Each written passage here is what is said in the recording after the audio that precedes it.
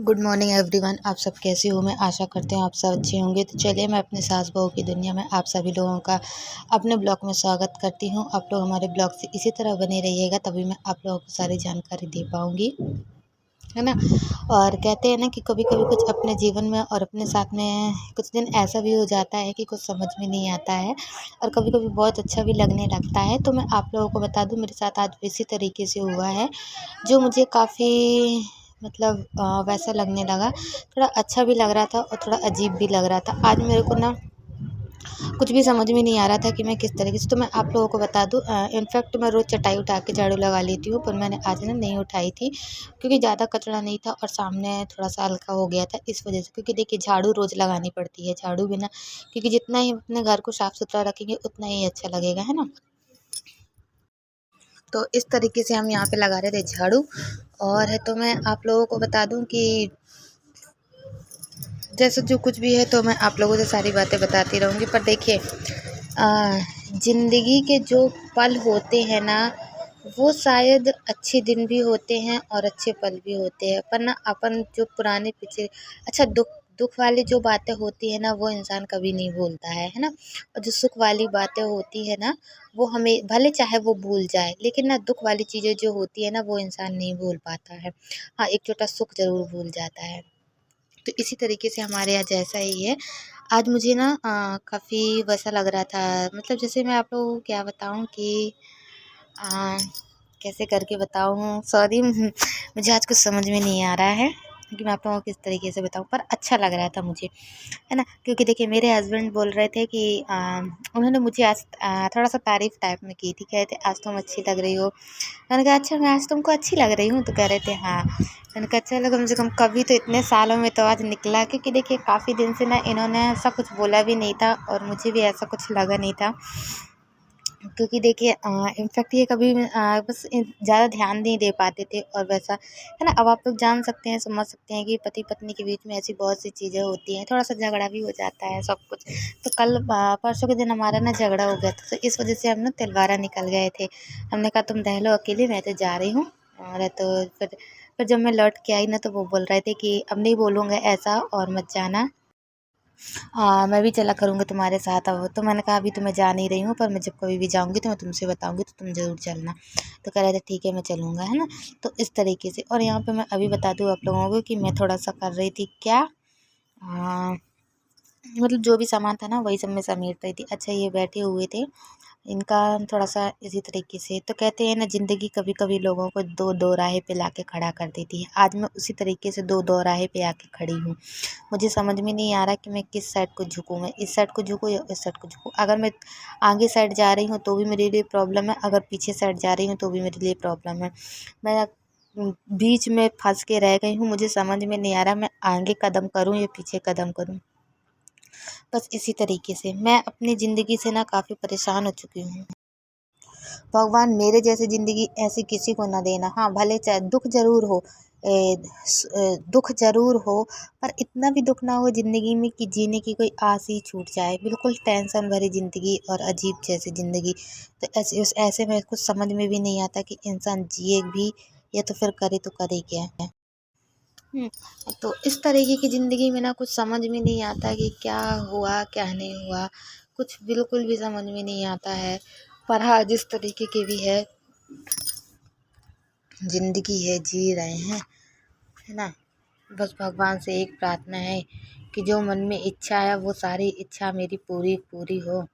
बस इतना ही प्रार्थना है, और बाकी सब तो भोलेनाथ बैठे ही हैं, वो तो सब देख ही रहे हैं। सबके साथ न्याय होता है, एक दिन मेरे साथ भी न्याय ज़रूर करेंगे, क्योंकि उनकी आँखों से कोई चीज़ छुपी नहीं है, वो सब अपनी आँखों से देख रहे हैं। बस इतना ही जानती हूँ कि हे प्रभु, मुझे भी देख, मैं भी बैठी हूँ तुम्हारे सामने, सबको देख रहा है, मुझे कब देखेगा? अब तो बस कर प्रभु, अब मुझे देख, मेरे ऊपर भी ध्यान दे कि मैं बैठी हूँ, कि मैं भी हूँ, और मुझे भी अपनी अब भी दया का वो बना प्रभु। अपना कभी कभी नहीं बर्दाश्त होता है, बहुत से लोग जब कुछ कह देते हैं ना, तो बिल्कुल बर्दाश्त नहीं होता है। ऐसा लगता है कि मैं क्या कर लूँ, क्या ना करूँ। पर कहते हैं ना कि कुछ मर्जी होती है ना, तभी भगवान ऐसा कुछ करते हैं, नहीं तो ऐसा कुछ नहीं होता है ना। तो इस तरीके से है।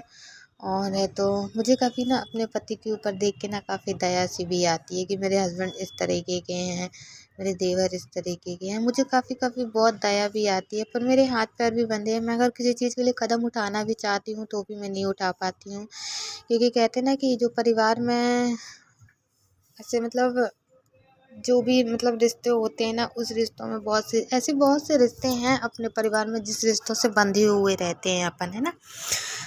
कहीं पति से, कहीं किसी और से, कहीं किसी और से, हर रिश्ते से अपन बंधे हुए रहते हैं।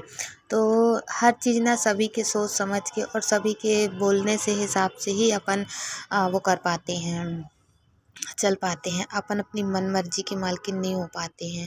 तो इस तरीके से ना सब चीज़ों को लेके सोच समझ के और अपने परिवार को लेके ही चलना पड़ता है। तो इसी तरीके से हमारी कोई कंडीशन है, तो जिस तरीके से हमें भी ये सब एक बार नहीं कई बार कुछ बोलने से पहले एक बार नहीं 10 बार सोचना पड़ता है कि हाँ मैं ऐसा बोलूँ कहीं किसी को बुरा ना लग जाए, क्या मैं ऐसा पूछूँ कहीं मुझे ना ही ना हो जाए। तो इस तरीके से तो इसी तरीके से 10 बार सोचते हैं जब जाके एक बार मुँह से निकलता है। अगर हाँ तो हाँ और अगर ना तो ना। फिर क्या कुछ नहीं, अपना जो भी रहता तो घर का ही काम करो। ख़ैर आप लोग इतने समझदार हो कि बहुत सी चीज़ें आप लोग खुद समझ जाते होंगे, है ना। मुझे इसमें ज़्यादा खुल के कहने की ज़रूरत नहीं है, क्योंकि मैं नहीं कहती हूँ। मुझे अच्छा भी नहीं लगता कि ज़्यादा मैं पूरा इसमें खुल के बताऊँ, क्योंकि देखिए अपने परिवार के बीच की बातें हैं ना, वो अपने परिवार तक ही रहें तो ही अच्छा है। पर फिर भी मैं ऐसी बहुत सी चीज़ें आप लोगों को दिखा देती हूँ, बता देती हूँ जो मेरे दिल में रहती है। तो जिस तरीके से मेरा जी भी हल्का हो जाता है और मैं ना कभी-कभी अकेले में पकड़ के ना अपना बैठ के माथा रो भी लेती हूँ। रोने के बाद भी मेरा जी हल्का हो जाता है। और तो फिर उसके बाद क्या, जब मैं रो लेती हूँ ना, फिर उसके बाद मैं ठीक हो जाती हूँ। मतलब उतना ज़्यादा दिमाग में प्रेशर नहीं रहता है, ना ही मैं इतनी ज़्यादा वो करती हूँ, है ना। और रह गई बात लोगों की, तो लोगों को कहने से मुझे कुछ नहीं होने वाला और मुझे ऐसा कुछ फ़र्क नहीं पड़ता है, लोगों को कहते रहें। है ना। और जैसा भी होगा तो मैं आप लोगों को और भी बताती रहूँगी, पर उससे पहले आप लोग हमारे ब्लॉग से बने रहिएगा, तभी मैं आप लोगों को सारी बातें बता पाऊँगी, वरना ऐसे तो मैं कुछ भी नहीं बता पाऊँगी, है ना। तो आप लोग हमारा वीडियो ना लास्ट तक ज़रूर देखिएगा। बहुत से लोग ऐसे होते हैं जो वीडियो आधी देखते हैं और फिर उसके बाद वो कर देते हैं। पर तो सबसे पहले चैनल को लाइक सब्सक्राइब ज़रूर कीजिएगा। और उसके बाद तो मैं आप लोगों को बता दूँ कि यहाँ पे ना पापा जी खा रहे थे खाना, क्योंकि देखिए मैंने इनको ना गरम खाना बना के दी थी, तो खाना खा रहे हैं। अभी लगभग वही 3:30 बजा हुआ है, ज़्यादा टाइम नहीं है। क्योंकि मेरी एक आदत है, मैं आप लोगों को शायद बता भी चुकी हूँ कई बार, है ना। तो इस तरीके से और तो यहाँ पे मैं इस वजह से बना ली थी कि थोड़ा सा वो लगेगा, थोड़ा सा अच्छा भी मेरे को लगेगा। और यहाँ पे मैं अभी बताऊँ आप लोगों से, मैं इनसे कुछ बातें भी करते जा रही थी और इनको मतलब जैसे जो अपने बीच में जो बातें होती हैं ना, वो मैं अपने हस्बैंड को बता रही थी और समझा रही थी कि देखो ऐसा नहीं ऐसा है। देखिए ऐसी बहुत सी दिक्कत मतलब ऐसी बहुत सी बातें होती हैं कि देखिए जो जो भी रहती है वो आप लोग सब समझ सकते हैं। तो मैं इस तरीके से इनको यहाँ पे समझा रही थी और बता भी रही थी। तो ये हाँ हाँ कर रहे थे, मुंडी हिला रहे थे, कह रहे थे हाँ ठीक है मैं सुनूंगा बातें, मैं ऐसा करूँगा वैसा करूँगा, चलूँगा तुम्हारे साथ घूमने। मैंने कहा देखो मेरे से झगड़ा मत किया करना, क्योंकि ना अच्छा भी नहीं लगता है। दूसरी चीज़ ना मेरा फिर दिमाग ना पूरे दिन टेंशन में रहता है और फिर जो भी माहौल रहता है ना वो सब अजीब जैसे लगने लगता है। तो इस तरीके से और मैं बता दूँ कि मम्मी जी ना अभी दुकान में बैठी हुई हैं और मैं इनको चाय दे रही थी, बातचीत कर रही थी इसी तरीके से, क्योंकि पापा जी को खाना खिलाने के बाद ना ये हमारा जो ब्लॉक है ना वो हमारा 4 बजे का है। और 4 बजे का हमने बना लिया था। 4 बजे हमने मम्मी को चाय हमने दुकान में पहुंचा दी थी कि मम्मी आप दुकान में चाय पी लो। तो मम्मी दुकान में ही चाय पी रही थी, बैठी हुई थी, दुकान खोल के बैठ गई थी। और यहाँ पे मैं बता दूँ आप लोगों को कि मैं रात में खाना बनाते जा रही थी और इन मतलब जो भी बैठे हुए थे ना खाने के लिए, छोटे वाले देवर जी खाना खा रहे थे, तो उनको मैं खाना भी देते हुए जा रही थी। क्योंकि देखिए मेरी एक आदत है, मैं एक साइड बनाते हुए भी जाती हूँ और फिर सबको थाली लगा के देते भी जाती हूँ, तो खाते भी जाते हैं। क्योंकि देखिए गर्म खाना खाने की सभी लोगों की हैबिट है। तो शुरू से ही मतलब गरम गरम खाना दिए हैं तो सभी लोग गरम खाना ही खाते हैं, कोई ठंडा खाना नहीं खाते हैं।